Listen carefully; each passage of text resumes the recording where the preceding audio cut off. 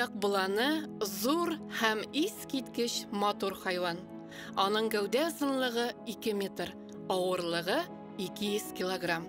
Шундый зур булса да, төньяк буланы бик әйбәт yüзә, шәп йөгерә. Буланның башы озынча, аяклары артык озын түгел, колаклары кыска. Күзләре куе зәңгәр, яисә кара төстә һәм бик матур. Буланның тәне көрән, яисә соры төстәге куе йон белән капланган. Җәй көне әлеге хайван кыска һәм каты йонлы була. Ә кышка таба үзгәрә. Йомшак һәм озын йонлы матур тонын кия. Бу вакытта буланның муены озын ял белән каплана. Ул бу хайванны салкыннан саклый.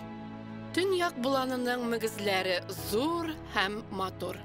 Аларның киңлеге 120 сантиметрга җитәргә мөмкин. Мөгезләр төрле озынлыкта, күп тармаклы булулары белән аерылып тора. Елга бер тапкыр буланның мөгезләре төшә, алар урынына яңалары үсә. Төньяк ана буланнарының да мөгезләре була. Буланнар бик аралашучан хайваннар. Алар көтүләргә берләшеп яши.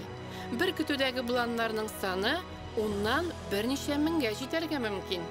Көтү башлыгы итеп иң көчле ата булан сайлап куела.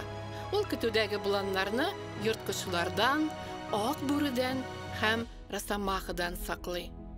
Яз ахыры яисә җәй башында ана булан бала таба. Гадәттә 6 килограмм авырлыктагы бер булан баласы туа. Туганда ул бик зәгыйф була. Ә берничә көннән инде тәпиләренә баса һәм әнисе артыннан йөгереп йөри башлый. Әлеге хайван җәй көне үлән һәм бөртекле үсемлекләр, гөмбә ашый. Кыш көне азыкны кар астыннан таба, яисә лишайниклар, мүк, зур булмаган куаклар белән туклана. Төньяк буланы тундра һәм тайгада яши. Тигезлекләрдә дә, таулы урыннарда да очрый. Төньяк халыклары буланнарны кулга ияләштергәннәр. Алар бу хайваннарны чанага җигә, аларның туклыклы сөтен эчә.